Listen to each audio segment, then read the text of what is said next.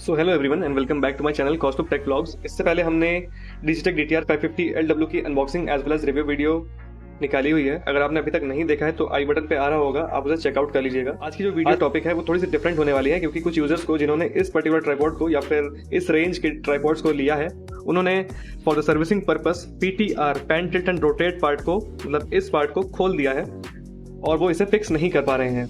तो जो जितने भी 1500 तक के या 2000 तक के ट्राइपॉड्स आते हैं, जो बजट ट्राइपॉड्स होते हैं, उनका प्रोसेस ऑलमोस्ट सेम होने वाला है, क्योंकि मैकेनिज्म सेम रहता है, बस ब्रांडिंग डिफरेंट रहती है और मटेरियल थोड़ा बहुत ऊपर नीचे होता है।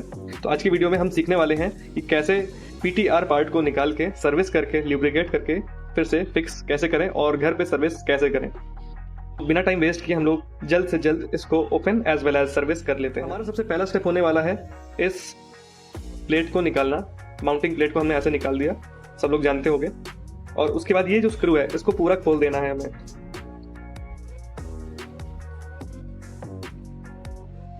और जो भी पार्ट्स मैं निकाल रहा हूं मैं एक जगह रख रहा हूं ताकि मिसप्लेस ना हो। आपको कुछ नहीं करना है, बस ऐसे ही आपको खोल के डिटैच करके रख देना है। अब जो भी पार्ट्स निकाल रहे हैं साइड बाय साइड आप रखते जाइए और किसी पार्ट को मिसप्लेस मत करिएगा। इससे पहले मैंने इसको सर्विस किया हुआ है तो मेरे लिए नई चीज़ नहीं है। तो धीमे धीमे हम लोग जितने भी चीज़ों को एडजस्ट किया करते हैं उन पार्ट्स को हम लोग पूरा ओपन कर लेंगे इस तरह से। अगर इससे वॉशर निकलता है कोई भी पार्ट से, आप स्क्रू के अंदर ही ऐसे लगे रहने दीजिएगा और साइड में रख दीजिएगा। इसके बाद आते हैं हम लोग ये वाले पार्ट में, पैन वाले स्क्रू को पूरा लूज कर लेंगे। लूज करते करते पूरा इसको निकाल लेंगे, इसको भी साइड में रख देंगे। अब आप देख पा रहे होंगे ये चीज़ पूरी फ्री हो गई है। इसके बाद हम लोग ये लॉक नट को भी निकाल लेंगे, जो हाइट एडजस्टमेंट नट है, इसको भी हम लोग पूरा निकाल लेंगे। जैसे ही हमने सारे स्क्रूज एंड माउंटिंग स्क्रूज को हटा दिया, अब आपको ये माउंटिंग प्लेट जहाँ बैठती है उसके ठीक नीचे आप जब इसको मोड़ देंगे, ठीक नीचे आप देखिएगा एक कैप स्क्रू टाइप का दिया है, उसको भी आपको लूज कर लेना है, करके निकाल देना है और केयरफुली रख देना है। जैसे आपने इसको निकाला, एक आपको स्क्वायर एल्युमिनियम या लोहे की पत्ती दिखने वाली है, ठीक है। इसको भी हम लोग केयरफुली साइड में रख देंगे। तो इतना पार्ट निकालने के बाद इससे ज़्यादा ये ट्राइपॉड नहीं ओपन हो सकता है। ये जो आप देख पा रहे हैं ये क्रैंक, ये बस हाइट एडजस्टमेंट के लिए है, इसको आपको नहीं छेड़ना है। अब ट्राइपॉड को हम लोग साइड में रख देते हैं और जो पार्ट्स हमारे हैं, टोटल पार्ट्स ये हैं। ये जो PTR, ये जो पैन वाला पार्ट है, इसके अंदर से आपको एक ये मिलेगा, नट या बोल्ट आप लोग कह लो, ठीक है। एक ये स्क्वायर पत्ती मिलने वाली है, ये स्क्रूज हैं जिसको मैंने अभी आपसे डिस्कस किया थोड़ी देर पहले। और टोटल इतने ही पार्ट्स निकलने वाले हैं और इससे ज़्यादा आपका कोई पार्ट्स निकालने की ज़रूरत नहीं है। सो हमें मेनली चीज़ लुब्रिकेट इस पोर्शन को करना है ग्रीस से या फिर WD-40 से। मैं WD-40 ही यूज़ करता हूँ, क्योंकि ग्रीस अगर आप लगा दोगे और अगर आप ज़्यादा डस्टी एरियाज़ में जाते हो तो धूल बैठ जाएगी, फिर से ट्राइपॉड जाम सा होने लगेगा। तो जितना आप लोग ड्राई रख सकते हो या जितना कम ग्रीस लगा सकते हो, जितने में आपका स्मूथ पैन टिल्ट हो सके, आपको उतना ही यूज़ करना है, ठीक है। ये पार्ट आपका निकलना मुश्किल है क्योंकि ये पार्ट जल्दी नहीं निकलता है, एकदम ये जाम है। इसमें आप साइड से WD-40 डाल सकते हो। सो आफ्टर डिसअसेंबलिंग एवरी पार्ट, हमें पहले इस पार्ट को लेना है, बड़े वाले को, और एक माइक्रोफाइबर क्लॉथ लेना है। अगर आपके पास नहीं है तो कोशिश करिएगा कि आप लोग साफ सुथरा कपड़ा लें और अंदर इस तरह से क्लीन कर लें। मेरे केस में क्लीन है, मैंने कुछ ही महीने पहले इसको क्लीन किया था और अभी भी क्लीन ही है। फिर भी मैं एक बार और क्लीन कर दे रहा हूँ। ये क्लीन हो गया, आप लोग देख पा रहे होंगे एकदम क्लीन है। थोड़ा सा और क्लीन कर देता हूँ, आप लोग भी अच्छे से क्लीन करिएगा। और इस पार्ट को भी आपको क्लीन करना है जहाँ पे कैप स्क्रू लगी रहती है। ये अच्छे से क्लीन हो चुका है।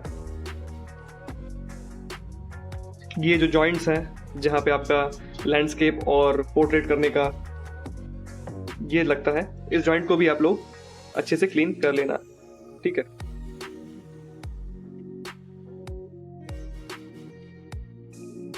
सो जैसे जैसे आपके पार्ट्स क्लीन होते जाए, क्लीन पार्ट्स को आपको लेफ्ट हैंड साइड पे या फिर आप अलग से रख लेना ताकि कंफ्यूजन ना हो। ये देखिए मैंने इसमें हल्की सी ग्रीस लगाई हुई थी, उस पर डस्ट चिपक रही है थोड़े बहुत, आप लोग देखिए। तो अब मुझे इस ग्रीस को भी पूरा क्लीन करना होगा, स्क्रूज को। ये मैंने क्लीन कर लिया, इसको भी रख दिया। हाइट एडजस्टमेंट नट को भी मैं क्लीन कर लेता हूँ, इस स्क्रू को भी मैं क्लीन कर लेता हूँ। बचा ये गैप स्क्रू, इसको भी मैं क्लीन कर लेता हूँ।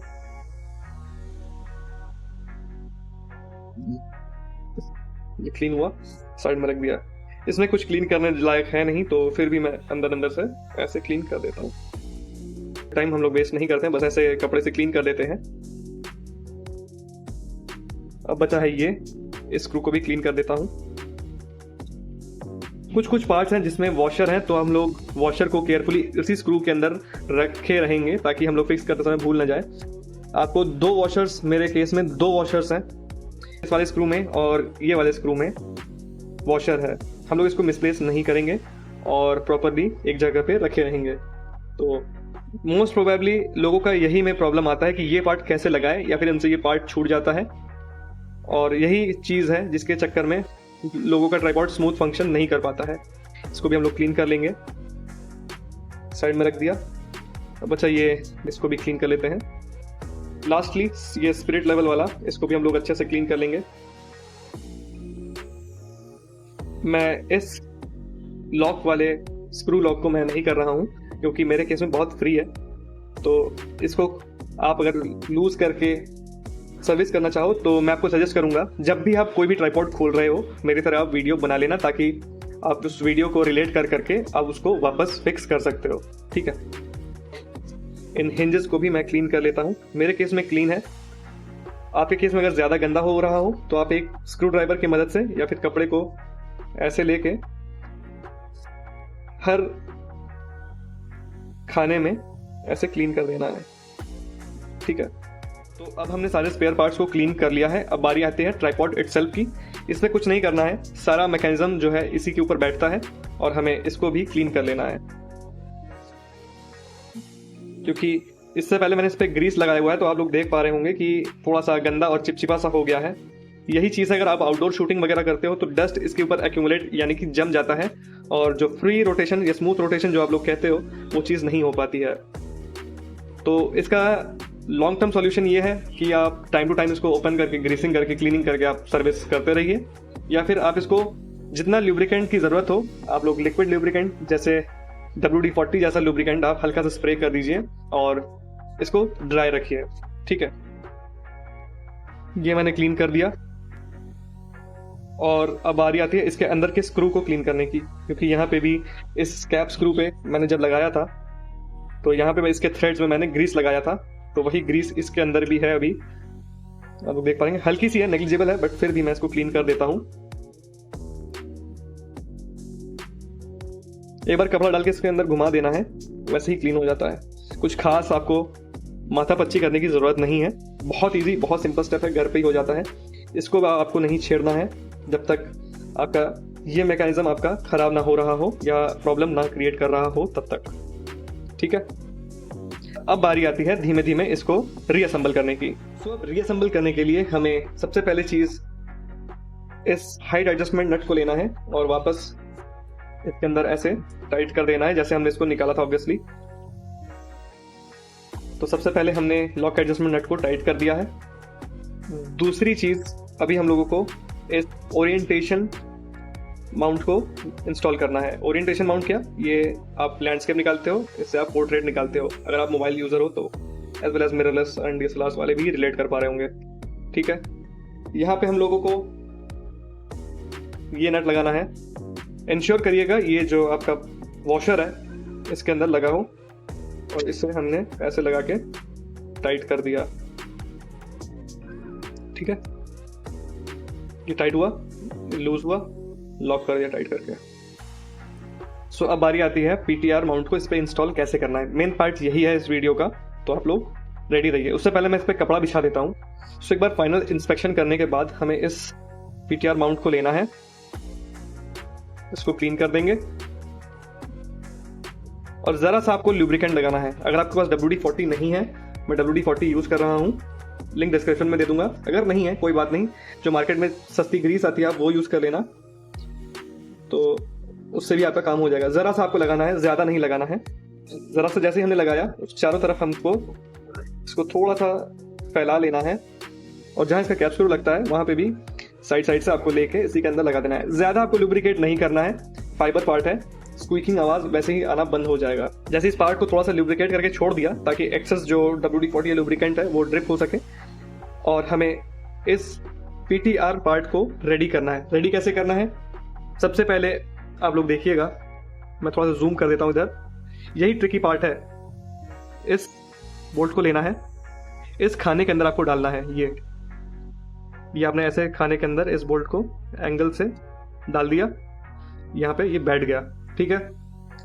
अब आपको इस स्क्वायर वाले पार्ट को लेना है, जिस तरफ इसकी घिसावट है यहाँ पे स्क्रू आके रुकता है, ठीक है। तो इसको इसी डायरेक्शन में इसके ऊपर आपको लगाना है। यही सबसे ट्रिकियस्ट पार्ट है। इस स्क्वायर वाले पत्ती को लेना है, यहाँ पे एक छोटे छोटे से घाट निकले हुए हैं जो स्टॉपर है उसको रोके रखता है, और इसके अंदर आपको ऐसे स्लॉट करके अंदर डाल देना है, ठीक है। ये बैठ गया, आप लोग देख पा रहे होंगे ये हिल नहीं रहा है। आप अगर ज़्यादा हिलाएंगे तो ये वापस निकल जाता है, ध्यान रखिएगा आपको ज़्यादा इसको हिलाना नहीं है। सो ये स्टॉपर प्लेट को लगाने के बाद, यानी इस पत्ती को लगाने के बाद, हमें सिंपली ट्राइपॉड को लेना है और इसके अंदर ऐसे हल्के हाथ से लगा देना है, ठीक है। जैसे हमने इसको लगाया, और हमें ये वाले पार्ट को, ये लॉक स्क्रू है, इसके ऊपर ऐसे हमको लगा देना है। पैनिंग स्क्रू को टाइट करने के बाद हमें इस कैप स्क्रू को लेना है और इसके हेड में लगा देना है। ये आपका कैप स्क्रू लग गया, ठीक है। ये भी अच्छे से मूवमेंट कर रहा है। हमको अब चेक कर लेना है कि पैन स्मूथली हो रहा है या नहीं। ये देखिए एकदम स्मूथ, बटरी स्मूथ हो गया है। अच्छे से चेक करने के बाद हमें इसको लॉक कर देना है। तो टिल्ट स्क्रू, अगेन आपको ये टिल्ट स्क्रू में ये वॉशर रहेगा, आपको ऐसे लगा देना है। अब टाइट नहीं करना है अभी आपको। अब हमने इतना तो बना लिया है। हम लोग इस पूरे पार्ट को, जिन पार्ट्स को हम लोग खोल नहीं पाएंगे, हमने बाकी जितने भी पार्ट्स ओपन के सबको लुब्रिकेट तो कर लिया है, बट उन पार्ट्स का क्या है जिनको हमने खोल नहीं पाया है, या फिर वो सीधा डायरेक्ट प्लास्टिक मैकेनिज्म में है, जैसे कि ये वाला पार्ट, इसको हमें कैसे लुब्रिकेट करना है। यहाँ पे हम लोग ग्रीस नहीं डाल सकते क्योंकि ऑब्वियसली ये डायरेक्ट कॉन्टैक्ट है डस्ट एंड डेब्री में, तो आपका ये जल्दी से जाम हो सकता है। तो इसके लिए क्या करें, हमें कुछ नहीं करना है, WD-40 अपना लेना है और इन हिंजेस में ज़रा सा आपको स्प्रे कर देना, ज़रा सा आपको करना है। अगर एक्सेस हो जाता है तो हमें उनसे वाइप करने वाले हैं। ये देखिए, स्प्रे करने के बाद थोड़ा सा मूवमेंट कर लिया, बहुत फ्री हो गया है, ठीक है। अब इसको टाइट कर लेते हैं, ये अपना काम होता रहेगा। अब रही बात इस टिल्ट पार्ट की, ये इसी प्लास्टिक के जैसे घुटना रहता है उसी टाइप का है, तो हमें इसके आसपास का जो एरिया है इसी के अंदर हमें थोड़ा सा WD-40 दे देना है और अच्छे से सर्कुलेट करने के लिए हम लोग थोड़ा सा मूव कर देंगे। बहुत स्मूथ हो गया, बहुत ही ज़्यादा स्मूथ हो गया है। सेम पार्ट है यहाँ पे भी, यहाँ पे चलिए हमने स्क्रू टाइट कर दिया है, तो हमें क्या करना है, इस वाले पार्ट में भी हल्का सा इसमें WD-40 सीप करा देना है, मतलब इसके अंदर थोड़ा सा ड्रिप कर देना है, और बाकी का काम आपको इसको मूवमेंट करोगे तो खुद ब खुद हो जाएगा। एक्सेस हमारा WD-40 है, इसको हम लोग पोंछ लेने वाले हैं। तो जो एक्सेस WD-40 है, क्योंकि इसकी प्रॉपर्टी ही बहुत ज़्यादा लुब्रिकेशन प्रोवाइड करना है, हम लोग अपने ट्राइपॉड पे एक्सेस लुब्रिकेशन नहीं चाहेंगे, क्योंकि अगर अभी हमें शूट करना है और तुरंत हम लोग इसको लुब्रिकेटेड कंडीशन में ही अगर लेके चले हैं तो आपका कैमरा इसके ऊपर स्लिप हो सकता है। तो आप बेटर होगा कि इसे अच्छे से वाइप ऑफ कर लें जो एक्सेस लुब्रिकेंट है, उसके बाद आप ट्राइपॉड को यूज़ करें, जैसे कि मैं कर रहा हूँ। आपने जितने भी जॉइंट्स में आपने लुब्रिकेट किया है उसको अच्छे से पोंछ लीजिए इनसाइड आउट, ताकि कोई भी तरह का लुब्रिकेंट आपके कैमरा के कांटेक्ट पे या आपके हाथ के कांटेक्ट पे आने पे आपका कैमरा स्लिप ना हो जाए। और आपका कैमरा या फिर स्मार्टफोन कोई सस्ता नहीं होता है, तो उसी की सेफ्टी के लिए हम लोग इसको अच्छे से क्लीन करके पोंछ लेंगे। Wiping is necessary. एक इंपॉर्टेंट चीज़ है गाइज, जैसे ही आपने लुब्रिकेट कर लिया, ओवर लुब्रिकेशन को हमने क्लीन कर दिया, अब अननेसेसरीली आप ऐसे पार्ट्स को लुब्रिकेट मत कर दीजिएगा जिससे कि आपका ट्राइपॉड स्लिप करने लगे। जैसे कि इसका ये मैकेनिज्म, आप इसके लेग्स को मत लुब्रिकेट कर दीजिएगा, क्योंकि इसका जो स्टॉपर है जो ऐसे लॉक होता है और आपका जो ट्राइपॉड हाइट पे स्टेबल रहता है, वो चीज़ नहीं हो पाएगी। आपका कैमरा गिरने का चांसेस बना रहेगा आपके कैमरे का, क्योंकि जैसे आप इस पार्ट को लुब्रिकेट कर दोगे, लेग्स वगैरह आपने लुब्रिकेट कर दिया, तो फिर वो कैमरा के लोड से एक जगह टिका नहीं रहेगा, वो स्लिप होता रहेगा और इसको आप ठीक भी नहीं कर सकते लॉन्ग रन में। सो आपका जितने में आपका काम हो जाए, चल जाए, आप उतना ही इसको लुब्रिकेट कीजिएगा। Excess of everything is bad. So ये थी आज की वीडियो। एक छोटी वीडियो तो नहीं, अच्छी खासी एक डिटेल्ड लंबी वीडियो है, बट आप पूरा देखिएगा। इन फ्यूचर अगर आपका कोई भी ट्राइपॉड हो, बजट ट्राइपॉड हो, अगर उसमें प्रॉब्लम आती है तो इसी तरह से सॉर्ट आउट होने वाली है।